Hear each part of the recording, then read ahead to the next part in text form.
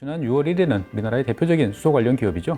현대차가 중국 광저우시에서 연료전지 시스템 생산 공장을 이제 완공하는 준공식을 거행했다는 소식이 전해지기도 했습니다. 이 넥소에 들어가 있는 것과 똑같은 95kW급 연료전지 시스템을 생산하는 그런 공장인데요. 연간 생산 능력은 한 6,500대 정도라고 이야기를 합니다. 여러분들이 어떻게 보면 수소에 대해서 요즘에 잘 모르겠는데, 소식이 없는데 라고 생각하시는 것과 달리 전 세계 그리고 국내적으로 다양한 기업, 정부들이 움직여서 보다 우리 사회를 수소에 가까운 쪽으로 더 이끌어가고 있다라고 이제 말씀드릴 수 있을 것 같습니다. 젊은 사람들 요즘 환경에 관심 많거든요. 근데 전기차는 친환경적이라는 걸 인지를 하고 있는데 수소연료 전기차가 친환경적이라는 부분에 대해서 이해도가 떨어지는 부분들이 많이 있어요. 수소연료 전기차는 달리면서 공기를 흡입해서 미세먼지까지 걸러주기 때문에 보다 친환경적이다. 그래서 10만 대의 수소 전기차가 서울 시내에서 돌아다니면 나무를 몇 그루 심은 효과가 있다. 이런 데이터들도 있고, 그렇죠. 충분히 그럴 수 있는 부분들이 있기 때문에.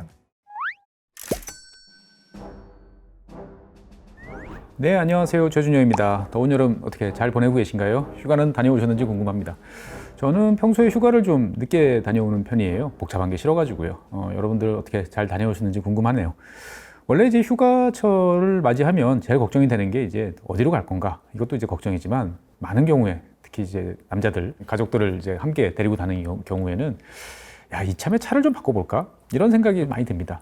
낯선 길, 장거리 이렇게 가다 보면 평소에 잘 타고 다니던 차가 좀 마음에 들지 않거나 좀 바꿔보고 싶다. 이런 이제 욕구들이 뿜뿜 하는 경우들이 많은 거죠. 그래서 저 같은 경우는 이제 예전서부터 승합차를 쭉 타고 다녔는데 항상 좀 로망이 좀 있었어요. 새로 나오는 첨단 자동차, 특히 이제 친환경 자동차를 한번 이참에 바꿔보고 싶다. 라는 생각이 들었고, 그래서 이런저런 자동차들을 쭉 보고 있었는데, 때마침 2024년형 수소전기차 넥소가 새로 등장했다라는 소식을 전해 들어서 한번 나도 넥소의 오너가 되면 어떨까라는 생각을 했는데, 오늘 이렇게 여러분들을 이제 넥소 앞에서 만나 뵙게 됐습니다. 차 잘생겼죠?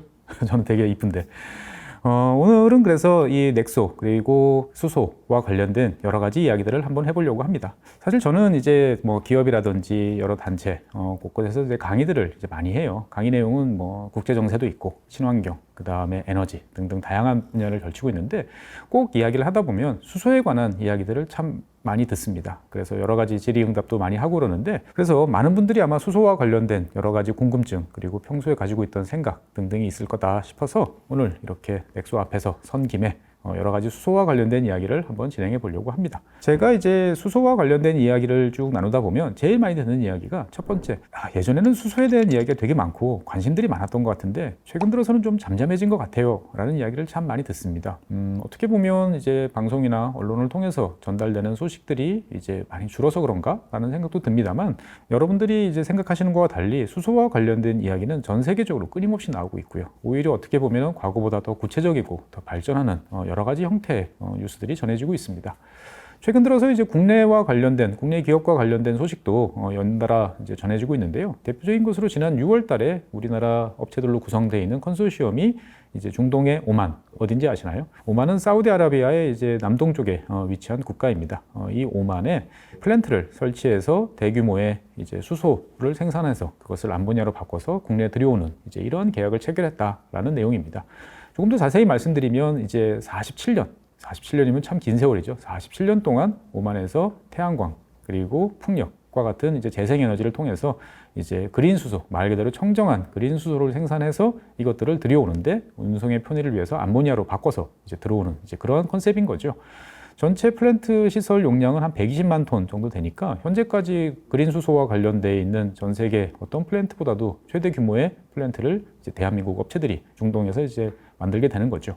그리고 그렇게 만들어진 이제 암모니아가 국내에 들어와서 다양한 형태로 수소로 다시 전환이 되거나 녹색 경제 그리고 탈탄소 이런 쪽에 이제 도움을 주게 될 것 같습니다. 국외에서뿐만 아니고 국내에서도 수소 관련한 소식들은 계속 이어지고 있습니다. 지난 6월 1일은 우리나라의 대표적인 수소 관련 기업이죠. 현대차가 중국 광저우시에서 연료전지 시스템 생산 공장을 이제 완공하는 준공식을 거행했다는 소식이 전해지기도 했습니다.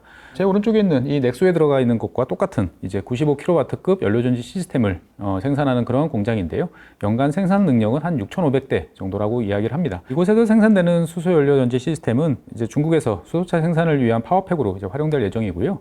자동차뿐만 아니고 트램 그리고 선박 과 같이 이제 운송되는 굴러다니는 물건들의 전지로서 연료원으로서 활용이 될 수도 있고요. 그다음 더 나아가서는 이제 비상발전기 등 다양한 분야에서 활용될 예정이라고 합니다.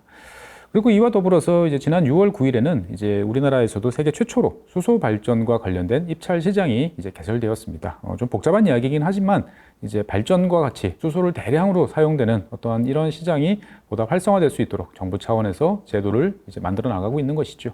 그래서 여러분들이 어떻게 보면 수소에 대해서 요즘에 잘 모르겠는데 소식이 없는데 라고 생각하시는 것과 달리 전 세계 그리고 국내적으로 다양한 기업 정부들이 움직여서 보다 우리 사회를 이제 수소에 가까운 쪽으로 더 이끌어가고 있다라고 이제 말씀드릴 수 있을 것 같습니다. 그리고 이제 두 번째로 어떻게 보면 여러분들이 가장 이제 많은 분들이 궁금해하시는 것이 보통 이제 수소라고 그러면 태양광, 풍력 이런 것과 비교해 봤을 때 좀 복잡한 거 아니야? 라고 생각을 많이 하시는 것 같아요. 태양광 풍력은 바로 그냥 전기 만들어서 그거 쓰면 되는데 수소는 뭐 천연가스에서 만들지 아니면은 물을 수전에 하든지 여러 가지 다양한 방법으로 만들고 그거를 또 운송 보관해야 돼. 귀찮은 거 이거 왜 하지? 라는 생각들을 이제 많이 하시는 것 같아요. 근데 사실 많은 분들이 제일 크게 오해하시는 게 수소하고 재생에너지를 마치 이제 서로가 어떻게 보면은 적대적인 이게 크면 이거는 죽는 이제 이런 것으로 생각하시는 분들이 많이 계세요. 근데 그렇지 않습니다. 여러 번 강조를 했지만 재생에너지와 수소는 좋은 파트너입니다. 항상 같이 갈 수밖에 없는 그런 파트너다라고 저는 말씀드리고 싶어요. 재생에너지 같은 경우는 당연히 연료비가 들지 않죠. 바람 불고 그 다음에 햇빛이 쨍쨍하면은 많은 전기를 만들어낼 수 있습니다. 그러다 보니까 많은 국가에서 재생에너지 보급에 이제 나서고 있는데요. 문제는 이 전기라는 것은 생산과 소비가 1대1로 딱 일치를 해야 되는데 이게 일치하지 않는 경우들이 많이 발생을 하죠. 가령 이를테면 이제 휴가철 아니면 주말 이렇게 다들 이제 쉬고 있을 때 햇볕은 쨍쨍 바람은 잘 불고 이러면 재생에너지가 만들어내는 전기는 마구마구 생산이 돼서 넘쳐납니다. 그런데 실제로 수요는 그만큼 없으면 전체 전력망이 이제 큰 문제를 겪게 되는 거죠. 그러면 이렇게 넘치는 전기를 그냥 버려야 될까요? 그럴 필요는 없습니다. 이런 전기를 저장할 수 있으면 제일 좋겠죠. 근데 사실 전기를 잘 저장하기가 어렵다는데 많은 문제점들이 있습니다. 전기를 저장하는 방법은 여러 가지가 있겠습니다만 여러분들 머릿속에 떠오르는 첫 번째 방법이 요즘에 많이 이야기되죠. 바로 이제 리튬이온 배터리를 사용한 이제 ESS라고 하는 전력 저장 시스템입니다. 뭐 많이들 이제 개발이 됐고 그동안에 이제 점점 기술도 좋아졌으니까 이걸로 저장하면 되지 않을까라고 생각들은 합니다만 일단 ESS로 대규모 전기를 저장하는 것은 몇 가지 한계점이 있어요. 일단은 아직까지도 비용이 비쌉니다. 그리고 두 번째는 이 ESS를 이용해서 전기를 장기간 저장하는 것은 그렇게 쉽지가 않아요. 단기는 모르겠습니다만. 그리고 세 번째는 이 ESS에 들어가는 리튬이온 배터리라는 것은 기본적으로 그 물성의 특성상 약간의 안정성에 이제 문제들이 있을 수가 있는 거죠. 화재가 가끔 이제 발생하곤 해서 이제 여러 가지 이슈가 되고는 하는 거죠. 그러다 보니까 재생에너지에서 만드는 대규모의 에너지를 잘 저장한다라는 거에서 ESS는 제한적인 기능밖에 이제 할 수가 없는 거죠. 그래서 전통적으로 전기를 가장 잘 저장하는 방법은 어떻게 보면 되게 낭비처럼 보이지만 가장 확실한 방법은 양수발전소입니다. 전기가 많이 남아돌 때 밑에 있는 저수지에서 물을 퍼서 저 높은 곳에 있는 저수지에다가 채워놓는 거죠. 그리고 전기가 많이 필요할 때 위에 있는 저수지에서 물을 내려보내면 다시 터빈을 돌려서 발전하는 방식입니다. 제일 오래됐고 어떻게 보면 전기를 저장하는 가장 확실한 방법인데 이 방법에는 어떤 문제가 있을까요?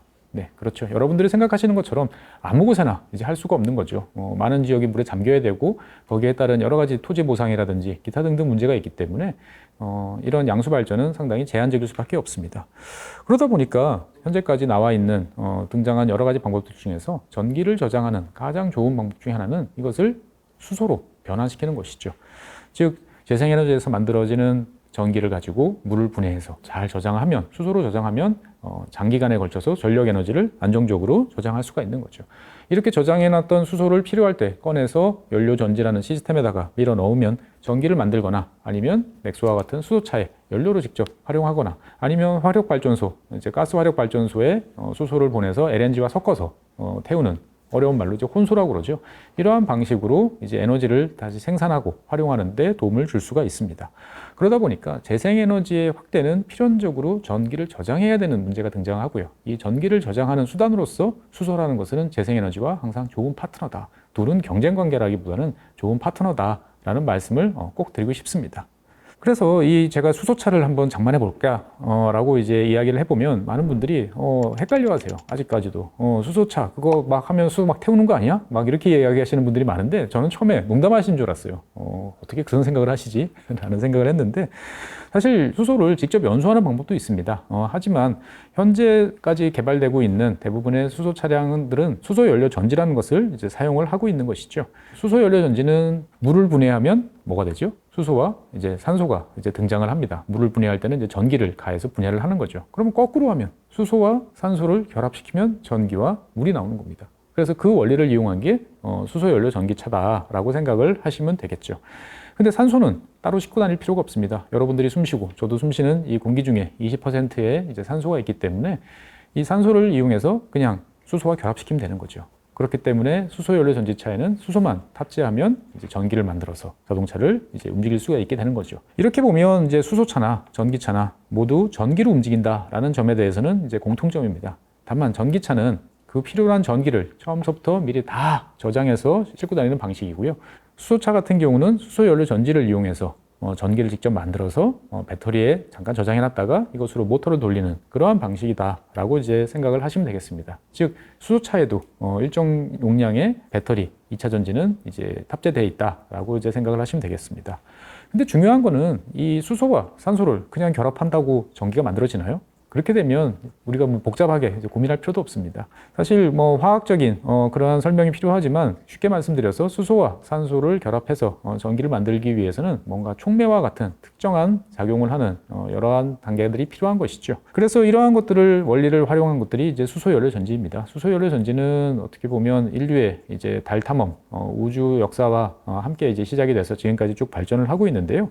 사실 수소 연료 전지라는 것들은 크게 만들기는 꽤 오래전부터 만들어 왔던 거죠. 근데 중요한 것은 이렇게 실험실 차원에서 크게 만들었던 수소 연료 전지를 가볍고 작게 만들어서 자동차에 탑재할 수 있는 그러한 기술을 갖춰내는 것이 이제 어려웠기 때문에 그동안 수소 연료 전지차는 보급이 좀 늦었습니다. 근데 이제 여러분이 보시고 있는 이 넥소 같은 경우에 보면 여러분들 기억하실지 모르겠습니다만 우리나라의 첫 번째 수소 연료 전지차는 이제 투싼을 이용한 투싼 수소 연료 전지차가 있었습니다. 그거와 비교해 봤을 때 넥소 같은 경우에는 소형화 측면에서 이제 큰 발전을 거두었다라고 이제 이야기가 되고 있고요. 그래서 이러한 면들을 종합을 해보면 현대차 같은 경우는 수소 연료 전지차 그리고 수소와 관련된 많은 분야에서 탁월한 경쟁력을 갖추고 있다라고 저는 생각을 합니다. 그러면 이제 수소차, 전기차 이렇게 또 두 가지 차종에 대해서 여러 가지 이제 비교를 하시는 분들이 많은데 수소차가 전기차에 비해서 갖고 있는 가장 큰 장점이 뭐냐? 또 이렇게 물어보시는 분들이 많아요. 어떤 장점이 있을까요?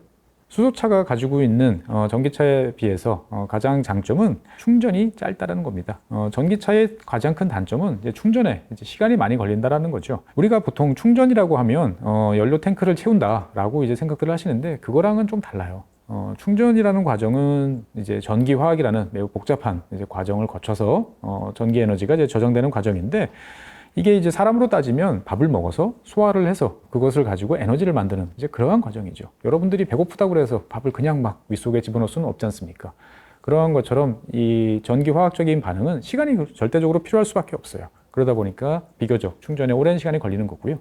그에 비해서 내연기관, 뭐 휘발유나 이제 디젤을 활용하는 내연기관 같은 경우는 이런 면에서 봤을 때는 큰 장점이 있죠. 그냥 연료를 연료통에다가 채우면 끝이죠.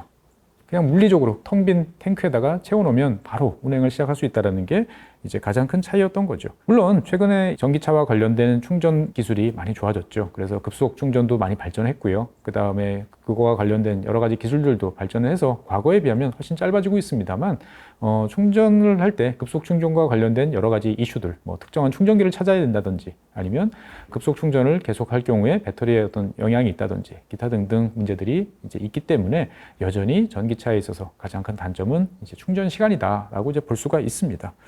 그에 비해서 이제 수소차는 차량에 있는 옆에 있는 이 넥소에도 수소 연료 탱크가 있죠. 이 연료 탱크에 수소 가스를 채우면 끝납니다. 그렇기 때문에 충전 시간이라는 면에서 보면은 상당히 자유롭고 빠른 장점이 있다라고 이제 볼 수가 있고요. 다른 한편으로 보면 이 수소 연료 전지차는 대한민국 입장에서 봤을 때는 매우 익숙한 자동차이기도 합니다. 왜 그러냐면 대한민국은 전 세계에서 가장 오래전부터 이제 가스를 가지고 대량의 자동차를 굴려본 경험이 있는 나라입니다. 1차 오일 쇼크 이후부터 우리나라의 택시나 이런 차종들은 액화 석유 가스죠. LPG를 이용해서 그동안 이제 운행을 해왔습니다. 지금도 그렇죠. 여러분들도 이제 렌터카를 이용할 경우에 보면은 이건 LPG 차예요라고 이제 설명을 듣는 경우들이 종종 있을 겁니다. 즉 어떻게 보면 그동안에 우리는 차량을 이제 가스로 충전해 주유소가 아닌 충전소에 가서 뭔가를 연료를 채워야 돼 이런 거에 대해서 대한민국 분들은 전 세계에서 가장 익숙한 분들이다라고 저는 생각을 해요. 그래서 기존의 어떤 관련된 경험이나 익숙하다는 심리 이런 것들이 이제 새로운 기술을 받아들이는 데 있어서 매우 중요한 요소인데 수소차는 대한민국에서 이런 면에서 장점이 크다라고 저는 이제 생각을 합니다. 그리고 이제 수소차와 전기차 두 개를 이제 직접적으로 비교해 놓고 보면 수소차의 장점이 이제 몇 가지 두드러지는 점이 있습니다. 가장 큰 장점은 저는 출력 그리고 에너지 밀도라고 생각을 해요. 그래서 에너지 밀도라는 것들은 이제 같은 부피라든지 같은 무게에서 얼마나 많은 에너지를 이제 뽑아낼 수 있느냐를 가지고 이제 비교를 하는 이제 그러한 개념이 있죠. 그러면 전기차의 경우에는 1kg당 이제 에너지를 보통 이제 5메가줄, 줄이란 단위를 사용합니다. 그래서 1kg당 5메가줄의 이제 에너지 밀도를 가지는 데 비해서 수소 같은 경우는 kg당 120메가줄의 에너지를 보유하고 있다. 이렇게 이야기를 합니다. 그러면 5와 120을 비교해보면 몇 배죠? 24배만큼 같은 무게면 수소차가 전기차에 비해서 훨씬 높은 에너지 밀도를 가지고 있다. 그러면 같은 무게인데 수소차가 훨씬 더 높은 에너지 밀도를 가지고 있다라는 말들은 더 멀리 그리고 더 무거운 짐을 싣고 더 많은 힘을 낼 수 있다라고 이해를 하시면 되겠습니다. 그렇기 때문에 대형 차량 그리고 고출력 이런 것들이 필요할 경우에 수소차의 어떤 장점은 두드러진다라고 이제 정리를 할 수가 있을 것 같습니다. 그리고 이제 충전에 걸리는 시간도 이를테면 이제 대형 트럭 이런 것들을 만약에 이제 배터리를 이용한 전기차로 만들었다라고 하면 완전히 충전시키는데 한 8시간 이상이 걸립니다. 여러분들이 생각하시는 것보다 훨씬 많은 에너지를 이제 집어넣어야 되기 때문에 오랜 시간이 걸리는 거죠. 그에 비해서 이제 수소 트럭이다라고 하면 한 10에서 20분 정도면은 연료 탱크를 이제 채울 수가 있는 것이죠. 그러다 보니까 이제 압도적으로 충전 시간이라는 면에서 수소차가 유리하다라는 말씀을 드리고 싶습니다. 그래서 이제 이용하는 입장에서 봤을 때 내가 필요로 하는 게 이제 먼 거리를 가야 돼. 그리고 무거운 짐을 실어야 돼. 큰 힘이 필요해. 이렇게 되면 당연히 수소차의 장점이 여러분들 눈에 더 들어올 것이다 라고 저는 이제 말씀드리고 싶습니다. 수소차와 전기차 이렇게 말씀을 쭉 들었는데 그래도 또 궁금해 하시면서 질문을 던지시는 분이 있어요. 수소차가 좋아? 전기차가 좋아? 저는 이런 질문을 받을 때마다 엄마가 좋아? 아빠가 좋아? 이런 질문이랑 되게 비슷하다 라는 생각이 들어요. 왜냐하면 사실 수소차와 그 다음에 전기차 같은 경우는 목적과 환경에 맞는 각각 다른 솔루션이다 라고 저는 생각을 해요. 그러니까 내가 필요로 하면 이걸 저쪽이 필요하면 저거를 선택하는 거지 어느 한쪽이 다른 한쪽보다 일방적으로 유리하고 좋다 이렇게 말하는 건 좀 무리가 있는 것 같아요. 일반적인 인식으로 보면 수소차와 전기차에 관한 인식은 이런 것 같아요. 전기차 같은 경우는 승용차에 적합하고 그 다음에 수소 전기차는 상용차에 적합하다 이렇게 이제 말씀들을 많이 하시는 것 같아요. 사실 이제 전기차의 경우에는 이제 단거리를 운행할 경우에 보면은 수소 전기차와 비교해 봤을 때 이제 가격적인 측면에서 사실 유리한 점이 있다는 점은 확실한 것 같습니다.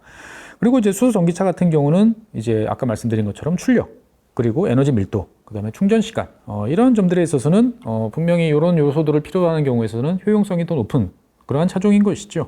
그래서 각각의 장점에 따라서 소비자 입장에서 봤을 때 유리한 면이 있기 때문에 두 종류의 차량은 제가 봤을 때 공존하면서 서로의 역할을 나눠 맡는 것이 좋다. 그리고 그것이 전기차와 수소차의 미래가 아닐까 이렇게 저는 생각을 합니다. 사실 이런 장점이 있지만 많은 분들이 수소차에 대해서 선뜻 결정을 못하는, 사실 저도 이제 그러한 거에 대해서 조금 이제 우려가 있었기 때문에 지금까지 이제 좀 망설이고 있었는데, 이 수소를 충전하는 게 어렵지 않냐, 이를테면 충전소가 많지 않다라는 이제 걱정들이 있는 것이죠. 사실 전기차 같은 경우는 그동안에 많은 곳에서 이제 보급이 되고 이제 민간에서도 보급을 하다 보니까 수소차는 충전소가 부족하다 이런 선입견이 좀 사실이 있습니다. 사실 새로운 기술이 등장을 했을 때 이제 제일 중요한 것은 그 기술이 잘 적용될 수 있는 기반 인프라가 있느냐 없느냐의 문제가 제일 커요. 100년 전에 이제 20세기 초반에 자동차라는 물건이 처음 등장해서 많은 사람들의 이제 관심을 끌 때 그 당시에 자동차는 내연기관차 그리고 그 납축전지를 사용한 전기차 두 종류가 이제 크게 경쟁을 했었습니다. 당연히 전기차는 그 당시에도 조용했었죠. 그래서 인기가 좋았지만 주유소가 훨씬 더 건설하기 쉬웠고요.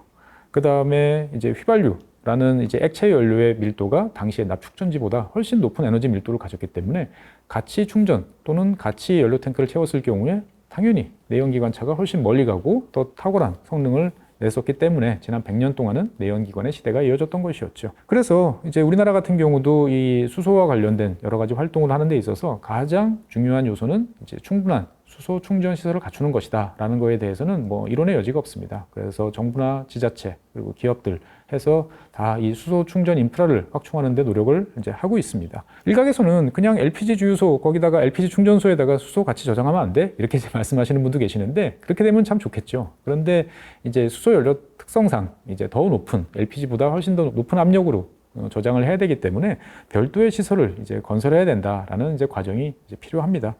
그래서 수소 충전소는 처음에 새로 만들 때는 이제 시간이 좀 걸렸고요. 여기에 따른 여러 가지 시행착오도 사실 좀 겪었습니다. 하지만 점점 이제 노하우가 쌓이고 어떻게 만드는지, 그 다음에 무엇이 필요한지 이제 알게 되면서 수소 충전 인프라가 확대되는 속도는 이제 점점 빨라지고 있어요.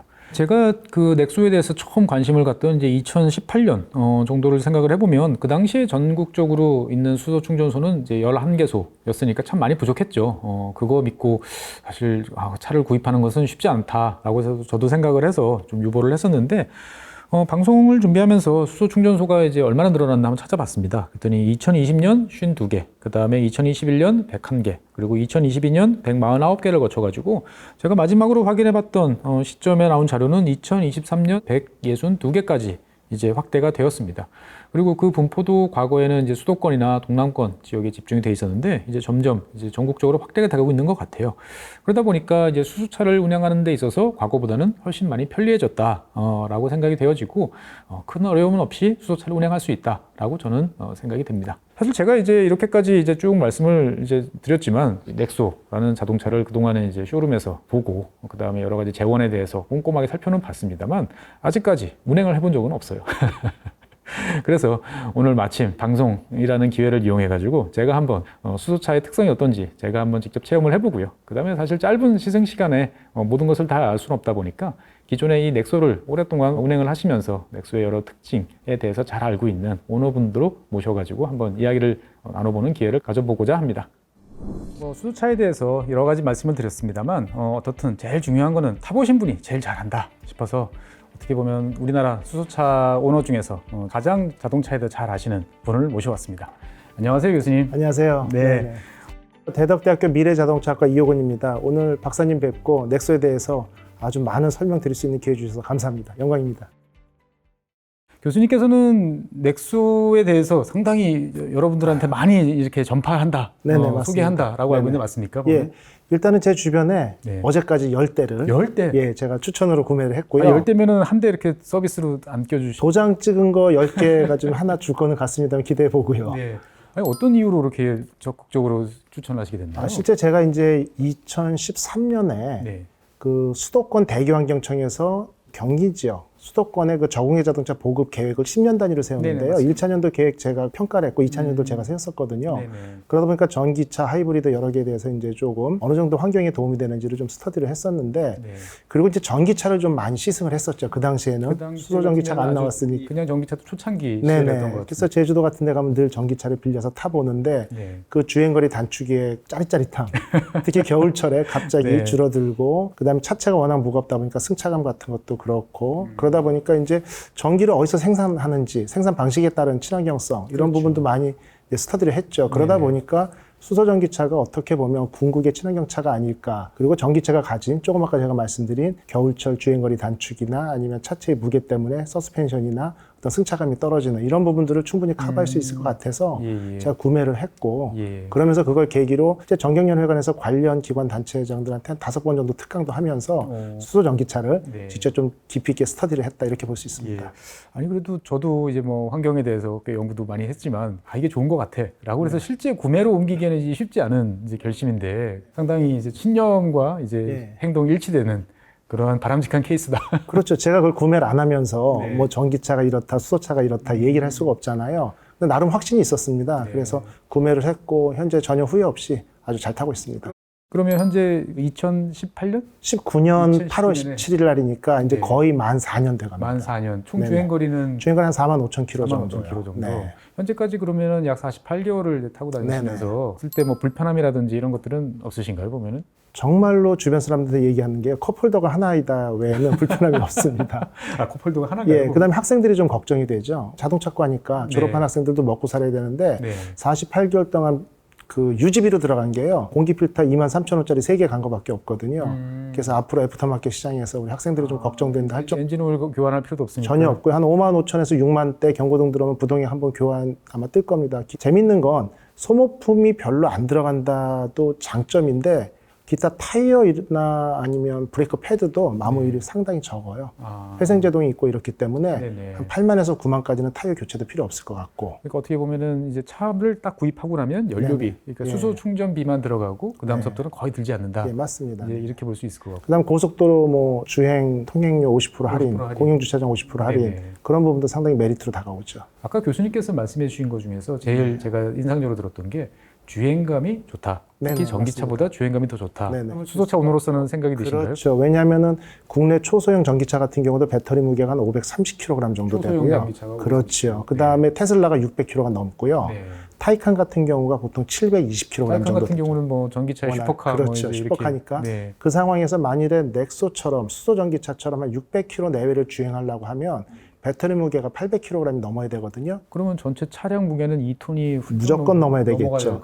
예전에 나온 뭐 엑센트급 소형차가 960kg 정도예요. 그런데 이게 배터리 무게만 800. 결국은 서스펜션이 딱딱할 수밖에 없고. 그 무게를 견디려면 그러다 보니까 제주도 가서 이제 처음에 전기차를 경험하기 위해서 실제 많은 업체들이 시승을 권했었죠. 네네. 매년 제주도로 가족들하고 여행을 가거든요. 갔는데 평소와 동일하게 운전하는데 뒷좌석에 있는 아이들이 탕탕 튀는 아. 이런 부분들이 이제 초창기 전기차니까 네네. 그 당시에 이제 승차감이 승용차나 일반 세단하고 좀 다르다는 거는 느꼈었고 구조적인 문제인데 최근에 나온 전기차에서는 상당히 많이 개선은 상당히 됐습니다. 많이 개선이 됐다. 개선된 건 분명한데 네네. 그렇다 하더라도 이제 구조적인 어떤 무게감 때문에 그에 비해서 수소 전기차를 타봤을 때는 일반 내연기관 대비 차체 중량이 그렇게 늘어나지 않았기 때문에 승차감이나 이런 것들이 상당히 만족스럽고 특히 겨울철에 배터리는 원천적으로 기온이 떨어지면 성능이 저하될 수밖에 없거든요. 스릴 넘치죠. 예. 네. 그런데 이제 수소 전기차 같은 경우는 물론 온도에 따른 수소 스택의 에너지 효율은 분명히 있습니다. 에너지 효율은 분명히 있는데 그 부분이 한 15% 이상 감소되지 않는 것 같아요. 그러니까 평상시를 100으로 놓고 봤을 때 네네네. 이제 겨울철 그 추운 그렇죠. 혹한기에도 한 예. 15% 정도만 15% 정도. 감소한다. 사실 전기차 같은 경우는 그보다 훨씬 더 훨씬 더 많이 주는 크죠. 걸로 알고 보통 있는데. 영하 6도 정도까지 내려가면 영상의 주행거리하고 영하 6도, 5.6도 주행거리 두 개를 표시하도록 되어 있거든요. 환경부 보조금을 받기 위해서는. 네네. 그럴 때 보통 국산 전기차가 25에서 30% 정도 저감되고 수입차 중에는 40% 가까이. 근데 문제는 영하 5도, 6도만 있는 게 아니죠, 우리나라가. 그렇죠. 영하 영하 20도 17도, 20도까지 내려가면 시베리아보다 더 추운 나라가 그렇죠. 대한민국이지 않습니까? 네. 그러면. 그러면 그 상황에서 또 그만큼이 감소되거든요. 실제 서울 시내에서도 수입차 중에서 이름만 되면 아는 세단 중에서는 처음에 출시될 때 주행거리가 이제 상온에서 300km 정도였는데 실제 히타 트고 가면 80에서 90km. 100km도 안 나오고. 100km 안 나오는 차종들이 있습니다. 그래서 수입차 중에서도 그런 부분들이 있어서 네. 그게 어떤 TFT에서 해결책을 논의하고 이런 적도 있는데 그거에 대비해서 보면은 제가 늘 주의를 하면서 6.03kg 정도 수소연료가 들어가는데 네. 주행 가는 거리가 제일 짧게 나왔을 때가 547km 정도 나왔었거든요. 여름철에는 총 주행거리 한 700km까지 달릴 수 있기 때문에요. 네. 상당히 만족스럽습니다. 오히려 여름철에는 돈을 버는 느낌이 막 드시겠어요. 그러시면 교수님께서는 네. 4년 동안 이제 운행을 하시면서 많은 분들이 사실 제일 여쭤보고 싶은 게 그런 것 같아요. 네네. 충전할 때 네네. 이게 어렵지 않느냐. 네네. 그다음에 충전의 대기 시간이 이제 많이 걸리지 않느냐. 그렇죠. 인프라에 대한 어떤 여러 가지 이제 우려들을 많이 하시는데 네. 그것들이 사실 이제 지갑을 여는 행동을 그렇죠. 이제 많이 억제를 하는데 그동안에 4년 동안 타시면서 충전과 관련된 뭐 에피소드라든지 어려움은 없으셨나요? 그러면? 그게 이제 지역별로 다르다는데 좀 어려움이 있겠죠. 아, 지역별로 차이가 그렇죠. 크다. 왜냐하면 저 이제 대전에 살고 있잖아요. 네네. 세종이 있고요. 네. 그러다 보니까 대전 세종 지역에는 충전소가 나름 좀 여유 있게 있습니다. 네, 세종에는 항상 보면 비어 있는 느낌이었어요. 네네. 그래서 제가 4년 동안 타면서 주말에 딱 금요일 오후나 일요일 오후나 이렇게 좀 타이밍이 안 맞아가지고 40분 이상 대기한 적이 딱 2번 40분 있었고요. 정도 대기. 예, 네. 그 이후에는 바로 즉시. 네. 그리고 이제 시스템이 점차 좋아진 게 예전에는요, 그 서지 탱크 용량이 한계 때문에 한 2대 넣고 나면 그 기다려야 압축을 좀 더 된다고. 채워야 예. 되고 이런 부분들이 있었는데 최근에는 그런 부분들을 시설을 확장해가지고 바로바로 넣는 걸로 그래서 10분 이상 기다린 적은 최근에 한 번도 없습니다. 없으셨다. 네네. 그래서 초창기에 이제 수소차가 처음 등장해서 충전할 때 이슈들이 뭐 아까 말씀하셨던 그 대기 그렇죠. 시간 중간중간 네, 앞차까지는 맞습니다. 잘 나왔는데 나는 한참 기다려야 돼. 네네. 그래서 뭐 충전소 앞에서 전기 정모한다. 뭐 네네. 이런 말도 있고 그러는데 사실 이제 다 해결된 어떻게 네, 보면 그렇죠. 상당 부분 해결된 문제다. 예. 또 한 가지 추가로 말씀드리면 실제 제도적으로도 지금보다 2배 이상의 효과를 낼 수 있는 부분들이 있어요. 무슨 얘기냐면 정부가 올해까지 한 350개 정도의 충전소를 만들겠다고 현재 50% 정도 절반밖에 못 만들었거든요. 근데 보면은 이제 3곳이 셀프 충전이 가능하도록 시범 운행을 시작할 겁니다. 그런데 외국 같은 경우 안전에 우리나라보다 훨씬 민감한 유럽 같은 경우도 수소 연료 전기차 넥소 택시 기사들이 셀프로 충전하는 모습이 있었거든요. 근데 우리나라는 LPG 충전소하고 똑같이요. 고압 가스 관리 기사 자격증 있는 사람만 가스를 넣도록 하거든요. 예. 근데 아주 큰 기술이 필요한 것도 아닌데 사실 뭐 저희도 렌트카 충전할 때 그렇죠. 옆에서 지켜보다 네네. 보면은 네. 뭐 나도 하겠는데 이런 예. 생각 많이 듭니다. 그러다 보니까 운영 시간이 24시간이 될 수 없는 거죠. 그러다 보니까 8시에 문을 닫는다거나 휴게소 같은 경우 10시에 문을 닫고 네. 이런 상황인데 만약에 제도를 좀 바꾸고 안전한 부분들을 좀 보완을 해서 네. 24시간 셀프 충전이 가능하다고 하면 이용률이 바로 2배로 올라갈 수 있거든요. 그래서 이런 부분들은 정부의 제도적인 면에서 커버가 가능하다고 봅니다. 그러니까 이제 충전소도 계속 확충이 되고 있습니다만 네. 같은 충전소를 이제 더 효율적으로 쓸 수 있는 그렇죠. 방안이 있으니까 네. 요거에 대해서 고민이 좀 어느 정도 해결이 되면 네. 실제로 지금보다도 더 체감할 수 있는 그렇죠. 효율은 높아질 수 있다. 네. 그래서 교수님 입장에서 봤을 때는 현재까지 겪은 어려움은 거의 없으시다. 네, 거의 없습니다. 예. 그리고 아까 이제 그 아이들하고 이제 다녔다는 말씀 많이 들었는데 뭐 가족들하고 이제 같이 다닐 때 이제 가족이나 특히 이제 자제분들이 뭐 네. 좋아하시는 어떤 특정한 이유들이 더 있을까요, 보면? 애들 표현이 그냥 집에 소파에 있는 기분이다. 쇼파에 이렇게, 앉는 것 같다. 예. 최고의 표현인데요. 예, 최고의 표현입니다. 그냥 소파에 있는 것 같아요라고 하면서 아이들이 가장 선호합니다. 폭발의 위험성 이런 얘기들도 하긴 합니다만 뭐 그런 위험성이 있으면 제가 구매를 했겠느냐 이렇게 역설적으로 얘기를 하죠. 소음이나 진동 이런 게 없다는 요소가 되게 크게 작용하겠군요. 크게 작용하죠. 또 한 가지는 예를 들면 아이들 학원에 갔을 때 부모가 라이드하는 경우 있지 않습니까? 대부분 뭐 사실 그것 때문에 예, 많이들 그렇죠. 공회전 시키죠. 예, 공회전 시키면서 디젤 자자 배출가스 나오면 뒷차가 좀 빵빵대고 꺼달라고 하고 여름철에 에어컨 틀어야 되고 겨울에 히터 틀어야 되고 여러 가지 어려움이 있었거든요. 그런데 이제 수소전기차 같은 경우는 시동을 켜놔도 뒤로 나오는 건 뭐 수증기밖에 없고 뒷차에서는 배기가스 나온다고 컴플레인 전혀 없고 조용하고 그러면서 그 안에서 영화나 음악 감상하고 하면서 에어컨이나 히터 틀고 이런 용도로 사용할 경우에는 상당히 좀 만족도가 좋을 수밖에 없고요. 또 한 가지 이제 제주도 출장이 많은데 겨울철에 전 청주공항 이용하거든요. 네네. 거기는 지하 주차장이 없어요. 그러면 예전에 제가 그 승용차나 SUV를 가져갈 때는 도구를 하나 가져가서 본네트를 열고요. 네. 그 배터리에서 단자를 분리해 뒀습니다. 아, 방전- 일주일 후에 오면 방전 때문에 시동이 안 걸려서 긴급 출동을 늘 불렀거든요. 그래서 그걸 빼가지고 장갑에 싸서 두고는 다시 와서 수동 키를 열고 역시 배터리 전문가시군요, 연 그렇죠. 그러니까 일반인들이 할 수 있는 건 아니고 네. 수소전기차로 바꾼 이후에는 12V 배터리가 방전돼도 리셋 스위치가 있기 때문에 오. 예, 뭐 보름 이상 세워놨다가 네. 시동이 안 걸려도요 스위치 하나만 누르면 시동 배터리가 바로 충전이 됩니다. 어떻게 보면 사용자 입장에서 봤을 때는 뭐 이런저런 고민할 필요가 없겠군요. 예. 평소에 뭐 소모품도 안 들어. 그렇죠. 그러니까 돈도 안 들죠. 그 예. 다음에 이제 충전해놓고 뭐 여름이나 겨울이나 이제 큰 차이도 없어. 네네. 그 다음에 이제 그런 극한 기후 상황에서도 네. 뭐 내 차가 잘 있을까라는 고민도 없고. 그렇죠. 그러면 저처럼 게으르고 이 좀 차에 대해서 별로 신경 쓰기 싫어하는 입장에서 봤을 때는 예. 교수님 입장에서 보면 저는 강추입니다. 무조건 강추고 네. 제 주변에 10분이 구매하셨는데 네. 단 한 분도 컴플레인이 없었고 컴플레인이 없다. 예, 고맙다고 밥을 얻어먹었으니까. 어떻든 간에 이 성능에 대해서는 예. 뭐 모든 게 만족스러우나 네. 사실 이제 넥소를 사랑하는 오너로서 또 열대나 또 판매를 하시는 분으로서 보면은 이보다 더 좋은 차는 없다라는 확신이 담겨져 있는데 사실 아직 구매를 결정하지 못한 망설이고 있는 저한테는 이제 약간의 이제 퀘스천 마크가 그러네요. 있으니까 네네. 한번 몰아보면 저도 좀 더 잘 알 수 있을까요? 제가 볼 때 시승해 보시면은 네. 분명히 만족감이 있으실 수밖에 없을 겁니다. 장담합니다. 네, 이호근 교수님께서 넥소 오너로서 그동안 4년간의 경험을 토대로 해가지고 여러 가지 말씀들 해주셨고 과연 이제 초짜 운전자인 저도 한번 몰아보면 비슷한 느낌을 받는지 제가 한번 몰아보겠습니다. 자, 이제 시승을 해보려고 그러는데 어디를 보면 이 차가 수소차구나 특징적인 면들이 좀 있을까요? 가장 특징적인 거는요.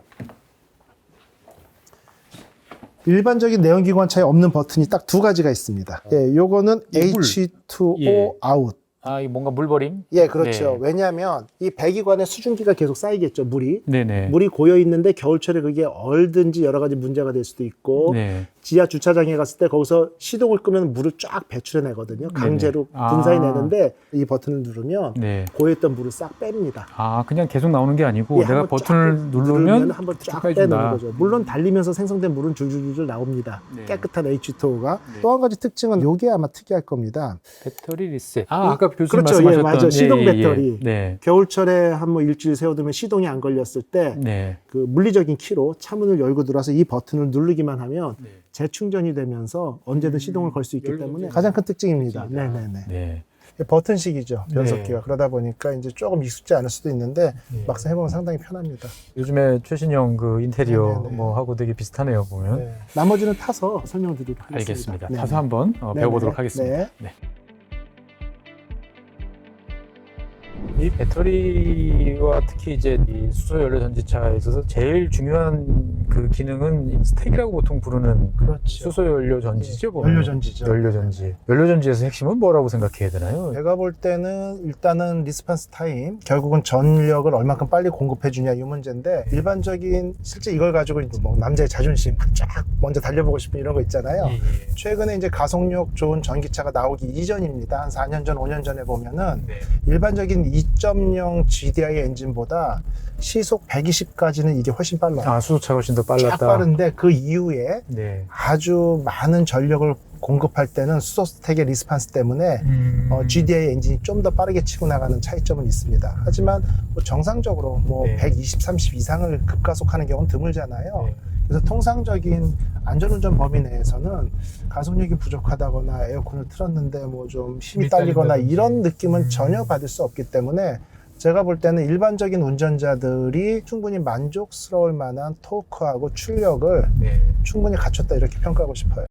보시면 에너지 흐름도가 네. 배터리, 수소 탱크, 연료전지, 모터가 이렇게 표시되면서 네. 이에 따라서 적절히 반응하는 게 보일 겁니다. 지금 가속력을 마일드하게 할 때는 네. 수소 가스만 가지고 연료전지에서 에너지를 공급하고요. 아, 바로 직접 공급하는군요. 그렇죠. 제가 조금 세게 밟으려면은 출력이 그럴 때 배터리 것까지 끌어서 배터리에 있던 거 최대 출력을 내는 거죠. 네. 그리고 제가 가속 페달을 살짝 띄면 네네. 남는 회생 제동이 배터리를 충전하고 있는 거죠. 그렇기 때문에 이제 가능한 에너지를 최대한 세이브를 해서 그렇죠. 친환경적인 요소를 좀 더 이제 부각시키는 거고 네. 그러다 보니까 이게 회생 제동이 사용되다 보니까 브레이크 사용도 적게 되는 거죠. 적게 되고. 분진도 조금 나오고 네네. 결국은 브레이크 패드의 교체 주기도 좀 길어지면서 부품 교체 주기도 길어지고 지금 달리고 있는 중간에 빨아들인 공기에서 네. 미세먼지를 필터해서 걸러주고 있거든요. 그 필터를 이제 1년에 한 번씩 교체해 그렇죠. 주시는 정도다. 네, 맞습니다. 젊은 사람들 요즘 환경에 관심 많거든요. 네네. 근데 전기차는 친환경적이라는 걸 인지를 하고 있는데 수소연료 전기차가 친환경적이라는 부분에 대해서 이해도가 떨어지는 부분들이 많이 있어요. 그렇군요. 그렇기 때문에 주행하면서 연료 탱크에서부터 바퀴까지는 제로 에미션, 무공해 차가 맞습니다. 전기차하고 동일하죠. 네네. 그런데 수소연료 전기차는 달리면서 공기를 흡입해서 미세먼지까지 걸러주기 때문에 실제 보다 친환경적이다. 네. 그래서 뭐 10만 대의 수소 전기차가 서울 시내에서 돌아다니면 나무를 몇 그루 심은 효과가 있다. 이런 데이터들도 그럴 수 있고. 있겠군요. 그렇죠. 그래서 지금 친환경 말씀하셨는데 저는 뭐 차이도 잘 모릅니다만 예. 지금 전체적인 내장이나 이런 네. 거 같은 경우도 보면은 그냥 소재들이 일반적인 플라스틱이라기보다는 뭔가 네. 친환경 맞습니다. 친환경 소재로 다 예. 이렇게 만들어져 있는데 저도 이제 실내가 동일한 컬러입니다. 제 차하고. 아, 똑같습니까? 예, 그러면? 그래서 예. 처음에 구매를 하면서는 환경에 기여한다는 개념으로 구매를 하면서 때가 많이 탄다든지 모양새가 네. 나중에 이게 좀 뜯어진다거나 이게 좀 강해 보이지 않았거든요. 그런 부분들이 있었는데 현재 뭐 4년 동안 사용하면서는 전혀 컬러의 변화나 뭐 때가 탄다거나 이렇게 좀 지저분해진다거나 이런 게 전혀 없었기 때문에 네.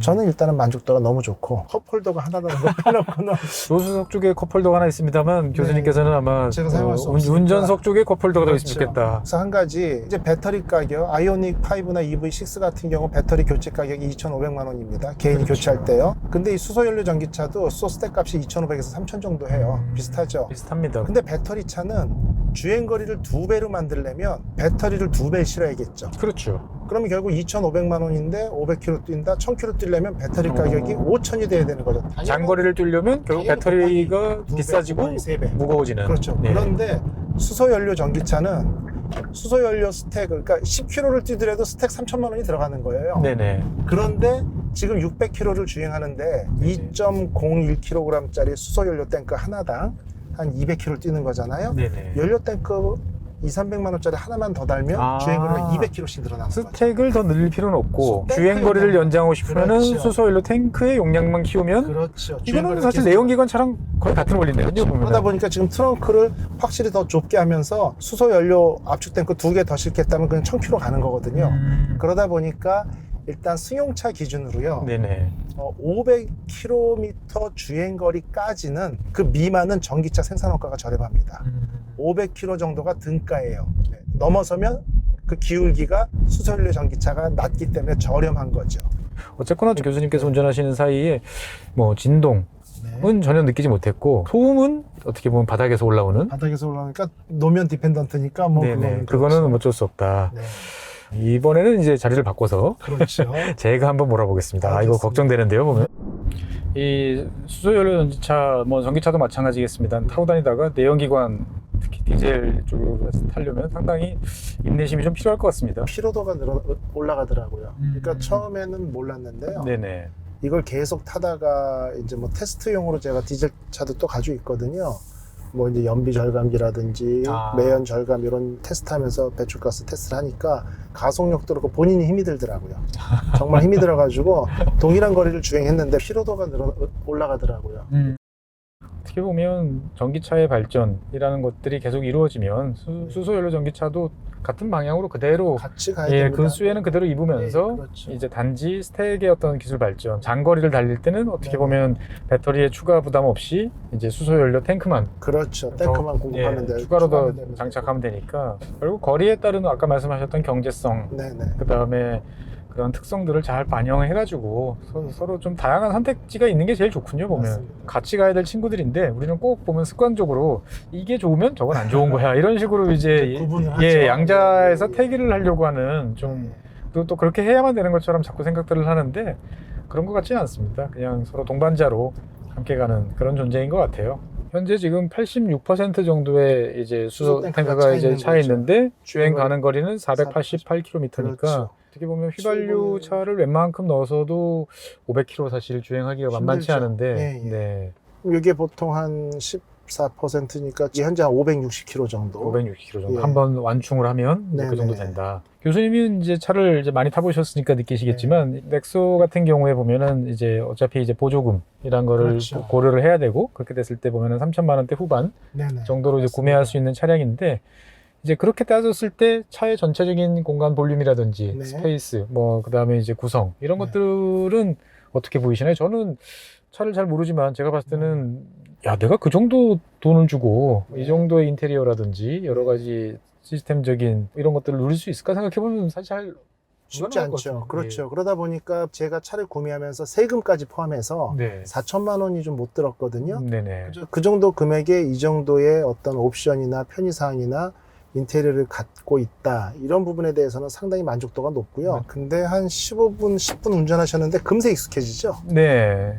뭐 일반 승용차 SUV하고 사실 네. 큰 차이가 정말 없다. 그다음에 기본적으로 이제 SUV 형태이기 때문에 이제 시야가 좀 높아서 그렇죠. 예, 네. 승용차에 비해서 훨씬 전체적인 것을 보기에는 되게 좋은 것 네, 같습니다. 맞습니다. 그래서 저는 어떻게 보면 초보 운전자들이 네. 이런 잘 안전 시스템이 갖춰져 있고 친환경 차들을 구입을 해서 처음서부터 좋은 운전 습관 그리고 환경과 함께하는 그런 거를 가져보는 게 더 좋지 않을까 이런 생각도 좀 듭니다. 예, 보면. 안전운전에도 상당히 도움이 될 수 있는 스펙들이 워낙 많이 좀 달려있는 것 같습니다. 네.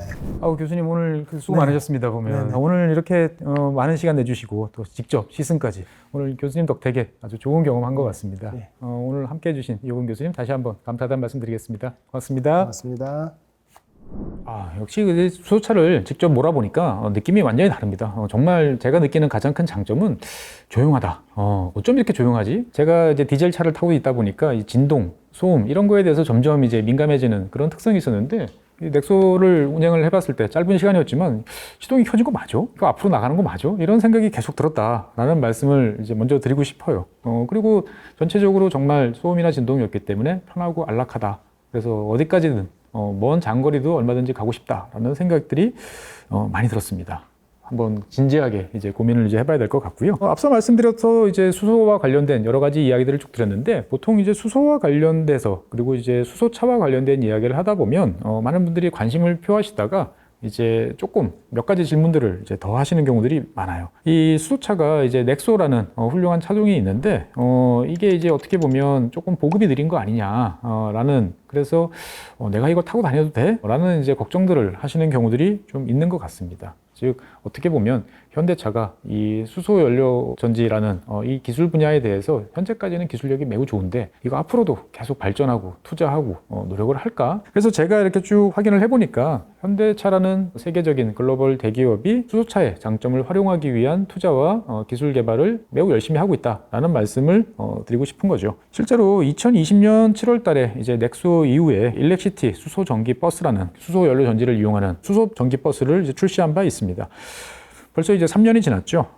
일렉시티 수소 전기 버스는 이제 90kW 연료 전지 2기를 탑재한 180kW 연료 전지 시스템을 탑재한 이제 버스인데요. 수소 탱크는 845리터의 이제 용량이었고요. 그다음에 74.4kWh의 배터리를 탑재를 하고 있습니다. 그래서 당시 기준으로 이제 한 번 충전을 하면 서울 지역에서 운행하는 걸 기준으로 했을 때 약 474km 정도까지 이제 운행할 수 있다라고 이제 알려져 있었습니다.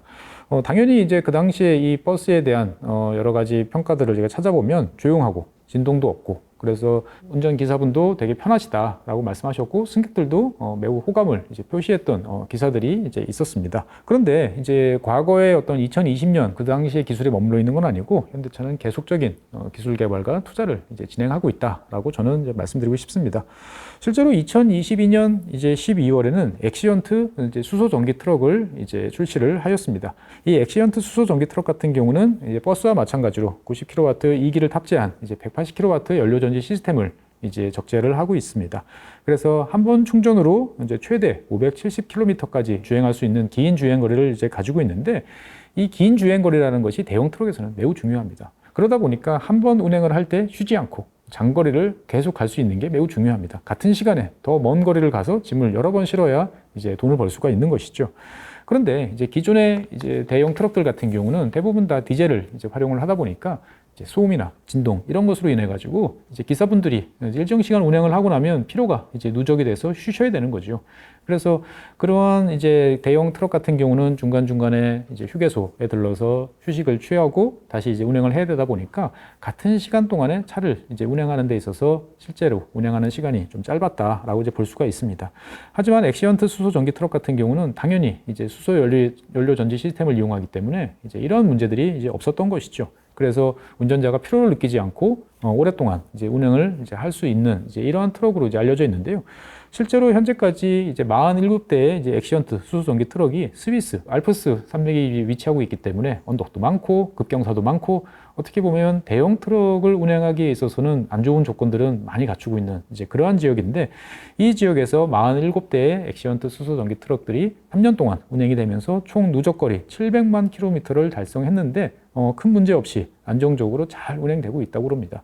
어떻게 보면 여러분들이 잘 모르시는 조용한 이면 속에서 현대차의 엔지니어 분들은 꾸준히 수소 연료 전지라는 시스템 그리고 이 수소 연료 전지 시스템을 탑재한 여러 가지 차종들을 개발하고 실제로 거리에서 운행을 하면서 조금 더 점점 더 좋은 기술 그리고 더 확실하게 안정성 이런 것들을 담보하기 위한 노력들을 기울이고 있다. 그래서 지금까지 노력을 해왔기 때문에 앞으로도 계속 노력을 할 것이다. 라고 이제 말씀을 드리고 싶고요. 그리고 최근 들어서 이제 올해 4월이죠. 2023년 4월에 다시 새로운 버스를 이제 출시를 했습니다. 유니버스 이제 수소 전기 버스를 이제 출시를 했습니다.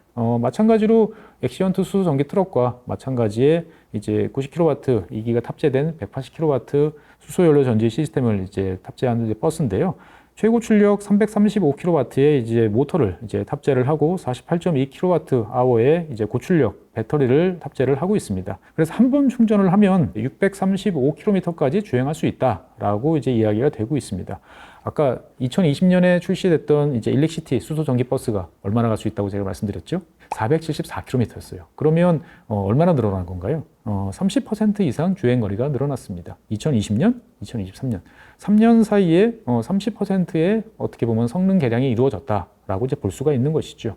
즉 수소차에 대한 투자는 계속적으로 이어지고 있고 이러한 과정을 통해서 꾸준히 기술 개발을 이제 하고 있다. 그래서 이 수소차의 미래는 어떻게 보면 뭐 전기차와 더불어서 전 세계 자동차의 많은 것들을 바꿔놓는 그런 주요 플레이어로서 저는 기능한다라고 생각을 합니다. 뭐 우리나라도 마찬가지지만 유럽을 중심으로 많은 국가들이 2030년, 뭐 2035년까지 내연기관 자동차들을 이제 신규 등록을 하지 않겠다. 즉 새로 판매되는 차량들은 2030년 또는 2035년 이후에는 전부 전기차 또는 수소차와 같은 온실가스 배출이 없는 자동차로 이제 바뀔 예정인 것이죠.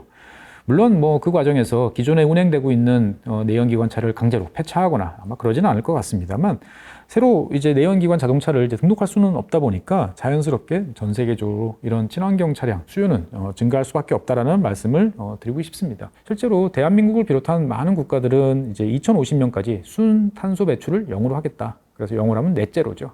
넷제로를 달성하겠다라고 국제사회에 이제 공약을 하고 있어요. 물론 이 과정이 이제 뭐 순탄하지는 않겠지만 뭐 그래도 결국 어떻게 보면 인류가 살아남기 위한 공동의 이제 약속이기 때문에 결국은 이렇게 간다라고 저는 생각을 하고 있고요. 그래서 이 넷제로를 달성하는 데 있어서 남은 시간은 이제 한 25년 남짓입니다. 그래서 실제로 많은 국가들, 특히 뭐 우리나라 같은 경우도 일단은 대규모로 온실가스를 많이 배출하는 발전 쪽에서 이제 석탄화력 발전소를 퇴출시키고 뭐 LNG라든지 이런 쪽으로 친환경 연료 쪽으로 이제 전환을 하면서 탄소 배출을 감소시키려고 노력을 하고 있는데 이러한 노력들은 이제 2030년 정도가 되면 이제 어느 정도 정리가 됩니다. 그러면 그 이후부터는 어디로 가야 되느냐? 여러분들이 운행하고 계신 내연기관 자동차들을 이제 점점 이런 친환경 자동차, 탄소 배출이 없는 자동차로 이제 갈 수밖에 없는 것이죠. 그래서 전 세계적으로 봤을 때 전기차와 수소연료 전지차의 이제 판매 비중은 높아질 수밖에 없다. 실제로 국제에너지기구 IEA죠. 국제에너지기구는 이제 파리 협약, 전 세계 이제 나라들이 그 약속을 했던 대기의 온도를 1.5도만 상승시키겠다라는 목표 달성에 필요한 로드맵을 달성하기 위해서 2030년까지 이제 수소 연료 전지차의 이제 판매 대수는 아마 전 세계적으로 한 1,500만 대 정도에 이를 것이다라고 전망한 바도 있습니다. 보다 전문적으로 에너지 전문 이제 시장 조사 기구인 이제 블룸버그 NEF라는 곳이 있는데요. 이곳에서 내놓은 예측에 따르면 2020년도 전 세계에서 수소 승용차의 수요는 한 8,000대 정도로 이제 지게 됐습니다. 그런데 2040년, 한 20년이 경과한 시점에서 보면 전 세계적으로 220만 대 규모까지 증가할 것으로 이제 예측을 하기도 했습니다. 즉 어떻게 보면 그냥 시간이 문제일 뿐이지 전기차와 더불어서 수소연료전지차의 이제 보급 확대, 기술 발전 이런 것들은 당연한 과정이니 여러분들이 이제 수소차의 미래에 대해서 그렇게 큰 걱정하지 않으셔도 된다라고 이제 말씀을 드리고 싶습니다. 실제로 어떻게 보면 이제 아까 운송 수단이라고 그랬는데 운송 수단은 여러분들이 타고 다니시는 승용차 그리고 이제 대중교통을 이용하시는 분들이 타고 다니는 뭐 버스, 지하철 그리고 바다를 가로지르는 선박 그리고 해외여행 때 여러분들이 타고 다니시는 비행기 많은 것들이 있습니다. 근데 이러한 운송 시스템 대부분은 다 휘발유나 이런 내연기관들을 이용해서 탄소 배출이 이제 많은 특성들이 있는 것이죠. 그래서 이러한 그 많은 운송 수단에서도 탄소 배출이 없도록 하는 것이 매우 중요하다라는 이제 인식들이 점점 높아지고 있습니다. 그래서 실제로 이제 뭐 배터리를 사용하거나 수소를 사용하는 여러 가지 이제 연구와 개발들이 이루어지고 있고요. 기차라든지 선박 같은 경우는 그 연구 단계를 넘어서 실용화 문턱에 이르렀다라고 이제 말씀드릴 수 있을 것 같습니다. 최근 들어서 여러분들 뭐 아시는 분은 아시겠지만 수소를 이용한 이제 도심 항공기 UAM이라고 부르죠. 그리고 이제 드론 이런 것들이 이제 각광을 이제 받고 있습니다. 공중에서 사람 또는 이제 화물을 운송하는 UAM 같은 경우는 어떻게 보면 수소 활용에 최적화된 이제 모빌리티 수단이다라고 저는 이제 생각을 합니다. 왜냐하면은 이제 수소 모빌리티 이런 수소를 이용해서 이제 하늘을 날아다닐 경우에는 수소 연료가 추가되더라도 실제로 무게에는 거의 변화가 없죠. 그렇기 때문에 어떻게 보면 전체 항공기를 더 가볍게 만들 수 있거나 같은 무게라면 더 많은 사람 또는 더 많은 화물을 이제 탑재할 수 있는 그러한 장점이 있는 것이죠. 그래서 어떻게 보면 이제 땅에서 움직이는 여러 가지 교통수단에 이어서 이제 항공 분야까지 이제 수소는 최적의 연료로서 많은 역할을 할 것이다라고 저는 생각을 합니다. 그래서 이렇게 보면 승용차를 넘어서 다양한 교통수단의 에너지원으로서 점점 범위를 넓혀가고 있는 수소인데요. 이러한 것들을 다 합해서 수소 모빌리티다라고 이제 정리를 하고 싶습니다. 네, 그래서 이제 이 정도까지 이제 말씀을 드리면 여러분들이 수소와 관련된 이미지가 많이 달라졌을 것 같아요. 그 전까지는 수소 그러면 넥소와 같은 특정한 자동차만을 이제 염두에 두고 생각을 하셨는데 어때요? 이제 쭉 말씀 듣다 보니까 그러면 이제 앞으로는 뭐 기차, 그 다음에 선박, 심지어 항공기 이런 거 굴러다니는 사람을 태우거나 화물을 운송하는 모든 모빌리티가 다 이제 수소로 움직이는 그러한 체제로 갖고 오는 거 아니냐라고 생각을 하실 텐데 맞습니다. 많은 기업들이 이제 그러한 수소 모빌리티가 중심이 되는 사회를 꿈꾸고 있고 여기에 대한 투자와 이제 연구 개발을 위한 노력을 하고 있다. 당연히 이제 현대차는 이러한 수소 모빌리티에 있어서 가장 이제 애정을 갖고 많은 투자를 하는 기업이다라고 저는 생각을 합니다.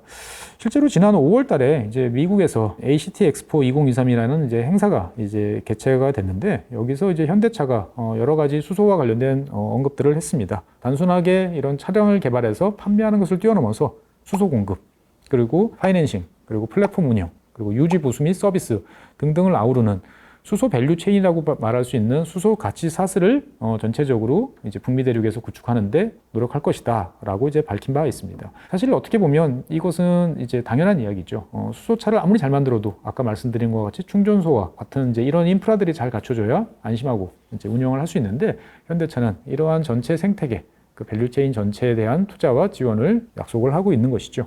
실제로 2021년 같은 경우에 보면 캘리포니아 항만 친환경 트럭 도입 프로젝트라는 것이 이제 있었습니다. 사실 항만이라는 것은 여러분들 다녀보시면 아시겠지만 뭐든지 다 큽니다. 배도 크고 컨테이너도 크고 그곳에 들락날락하는 트럭도 크고요. 그러다 보니까 이 항만이라는 지역은 어떤 작은 지역으로 이제 보이지만 그 지역에서 배출되는 대기오염 물질 그리고 온실가스의 그 밀도는 매우 높다라고 이제 말씀을 드리고 싶은 거죠. 그래서 이러한 지역에서의 어떻게 보면 탈탄소 움직임을 하기 위해서는 제일 먼저 해야 될 것이 이제 트럭, 항만을 출입하는 대형 트럭들이 탈탄소 그리고 이제 친환경 쪽으로 전환되는 것이 필요한 것이죠. 그래서 이 캘리포니아주 이제 항만 친환경 트럭 도입 프로젝트 같은 경우는 30대 수소 트럭을 도입하는 어떻게 보면 그동안 이제 미국 내에서 진행되었던 이런 수소 트럭과 관련된 가장 큰 항만 프로젝트였다라고 이제 이야기를 할 수 있고요. 당시에 이제 현대차 이외에도 현대글로비스, 그다음에 FEF, 페이퍼 같은 이제 다양한 업체들이 함께 힘을 합쳐서 참여했던 것으로 알고 있습니다. 차를 만드는 현대차뿐만 아니고 이것을 운행하고 그다음에 수소 연료를 공급하고 여기에 맞춰서 여러 가지 서비스를 제공하는 일련의 업체들이 이제 함께 힘을 합쳐서 미국이라는 대륙에서 여러 가지 일들을 이제 하고 있는 것이죠. 어떻게 보면 저는 이제 앞서서 말씀드린 바와 같이 그런 것 같아요. 이제 현대차의 생각은 대형 트럭. 어떻게 보면 여러분들 유튜브나 이런 거 보시다 보면 많이 나오죠. 큰 트럭들을 몰고 북미 대륙을 횡단하는 트럭커들의 이야기들을 보다 보면 나도 한번 해볼까라는 이제 이런 낭만 아닌 낭만 같은 생각을 많이 하게 되는데 이런 대형 트럭의 이제 운행 비중이 높은 미국을 타겟으로 이제 수소 전기 트럭을 중심으로 어떻게 보면 친환경 완성차 물류 시스템을 이제 구축하는 것이 현대차의 목표가 아닌가라는 생각이 이제 드는 거죠. 그래서 대한민국도 그렇지만 특히나 땅이 넓고 운행 거리가 긴 미국을 중심으로 한 캐나다 그리고 이제 멕시코까지 아우르는 북미 시장이 수소 모빌리티 솔루션의 이제 최적지가 아닐까라고 생각을 하고 있는 것 같고요. 그런데 이제 가장 특징적인 점은 현대차가 생각하는 이러한 모빌리티와 관련되어 있는 범주가 매우 넓다라는 어떠한 이런 점들을 이제 파악을 이제 했습니다. 즉 수소를 만들어내는 데 있어서 화석 연료에서 뽑아내는 것이 아니고 친환경적으로 만들어내는 그것이 꼭 재생에너지 그다음에 아까 말씀드린 것처럼 풍력이나 태양광을 통해서 이제 물을 분해하는 것을 넘어서서 이제 자원 순환형 수소 생산 즉 음식물 쓰레기라든지 가축 분뇨, 하수 슬러지 즉 이러한 이제 유기성 폐기물을 이제 처리하는 과정에서 발생되는 바이오 가스를 이제 활용해서 청정 수소를 생산하는 쪽까지 현대차의 관심은 이제 미치고 있는 것 같습니다. 어떻게 보면 그냥 차를 좀 한번 바꿔볼까? 이왕이면 친환경차, 이왕이면 수소차라는 생각으로 알아본 저의 생각이 점점 커져가지고 오늘 이렇게 넥소와 함께 그리고 수소와 관련된 여러 가지 이야기들을 많이 해보게 되는 기회인 것 같습니다. 들어보시니 어떤가요? 여러분들도 수소차 한번 장만해볼까 이런 생각이 드시나요? 저는 여러분들이 수소차 선택이 후회 없는 좋은 선택이라고 생각을 합니다. 왜? 어차피 사회는 그쪽으로 갈 수밖에 없고요. 그리고 세계 최첨단을 달리는 어떻게 보면 글로벌 기업인 현대차가 진심을 가지고 수소 모빌리티라는 어떠한 비전을 달성하는 데 있어서 노력을 하고 있기 때문에 지속적인 기술 개발, 그 다음에 관련 인프라의 확장 이런 것들이 잘 이루어질 것이다. 그래서 환경을 사랑하고 어떻게 보면은 내 자식들 그리고 미래의 후손들을 생각한다면 수소차를 포함한 친환경 자동차에 대해서 좀 더 관심을 갖고 애정을 가져주시고 이러한 친환경 인프라 그리고 수소 모빌리티와 같은 새로운 단어 그리고 새로운 사회에 대해서 좀 더 많은 관심을 기울여주시면 좋겠다라는 말씀을 드리면서 지도록 하겠습니다. 더운 여름 건강하게 지내시고요. 다음 시간에 다시 좋은 내용으로 여러분들 찾아뵙도록 하겠습니다. 지금까지 함께해 주셔서 대단히 감사합니다.